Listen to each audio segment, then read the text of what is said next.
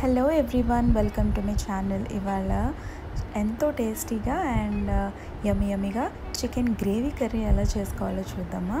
చాలామందికి చాలా తక్కువ గ్రేవీ వస్తుంటుంది ఎంత ట్రై చేసినా కూడా, బట్ చాలా ఈజీగా ఎక్కువ గ్రేవీతో చాలా టేస్టీగా చికెన్ కర్రీ చేసుకుందాం. దానికి మీరు చిన్న చిన్నగా అల్లం ముక్కల్ని కట్ చేసుకొని, టమాటో అండ్ ఉల్లిపాయను కూడా చిన్న చిన్న పీసెస్గా కట్ చేసుకొని ఒక మిక్సీ జార్లో తీసుకున్నాక 5 నుంచి 6 వెల్లుల్లి రెబ్బలు పెద్దవి వేసుకోవాలి. తర్వాత ఒక స్పూన్ ఫుల్ ఆఫ్ ధనియాలు కూడా యాడ్ చేసుకోవాలి. ఇవన్నీ యాడ్ చేసుకున్న తర్వాత నీట్గా క్లీన్ చేసి పెట్టుకున్న చికెన్ని ఒక బౌల్లో తీసుకొని ఒక స్పూన్ కారం, చిటికెడు పసుపు, ఒక స్పూన్ సాల్ట్ వేసి కొంచెం ఆయిల్ వేసి మ్యారినేట్ చేసుకొని పక్కన పెట్టుకోవాలి. ఈలోపు కడాయి స్టవ్ మీద పెట్టేసుకొని 3 స్పూన్స్ ఆఫ్ ఆయిల్ యాడ్ చేసుకున్న తర్వాత 2 యాలకులు, కొంచెం దాల్చిన చెక్క, 2 లవంగాలు, ఒక 4-5 రెప్పలు కరివేపాకు వేసుకొని మనం వేసుకున్న మసాలా ముద్దను వేసి బాగా ఫ్రై చేసుకోవాలి. ఫ్రై చేసుకున్న తర్వాత దీనికి చిటికెడు పసుపు, ఒక స్పూన్ సాల్ట్ వేసి బాగా వేగనివ్వాలి.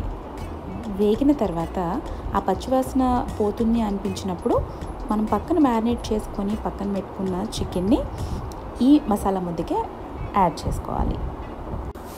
ఇలా చికెన్ని యాడ్ చేసిన తర్వాత ఆ మసాలా మొత్తం చికెన్కి పట్టేలాగా చక్కగా మొత్తాన్ని కలిపి పెట్టుకోవాలి.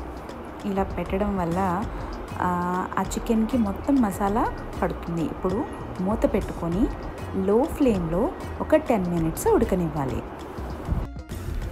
10 మినిట్స్ తర్వాత మూత తీసి చూస్తే మీకు ఈ కన్సిస్టెన్సీ కనిపిస్తుంది. దీనికి కొంచెం కొరియాండర్, మీ దగ్గర ఉన్నట్లయితే కసూరి మేతి కూడా కొంచెం యాడ్ చేయండి.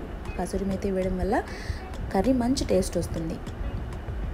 ఈ 2 యాడ్ చేసిన తర్వాత కర్రీకి 2 స్పూన్ల కారము and 1 to 2 table spoons of సాల్ట్ని యాడ్ చేసుకోండి. అది కంప్లీట్లీ మీ టేస్ట్కి ఆధారంగా యాడ్ చేసుకోవాలి.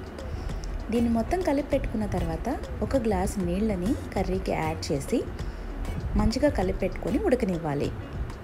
ఇది బాగా ఉడుకుతుంది అనే టైంలో ఒక టేబుల్ స్పూను చికెన్ మసాలాని కూడా కర్రీకి యాడ్ చేయాలి.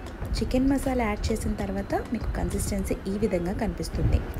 దీన్ని కర్రీ మీద మూత పెట్టి ఒక 10 నిమిషాలు మీడియం ఫ్లేమ్ మీద ఉడకనివ్వాలి.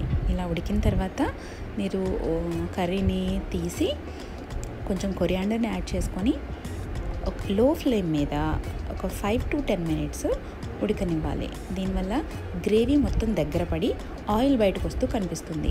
ఇలా ఆయిల్ బయటకు వస్తూ కనిపించింది అంటేనే కర్రీ మీకు అయిపోయిందని అర్థం. సో పర్ఫెక్ట్ కన్సిస్టెన్సీలో చికెన్ గ్రేవీ కర్రీ ఎలా ఉందో చూసారుగా. మీకు జూమ్ చేసి చూపిస్తున్నాను. పీస్ని చూడండి ఎంత బాగుందో, పీస్ కూడా ఉడికిపోయింది. అంతే, సర్వ్ చేసుకొని చికెన్ కర్రీని ఎంజాయ్ చేయండి.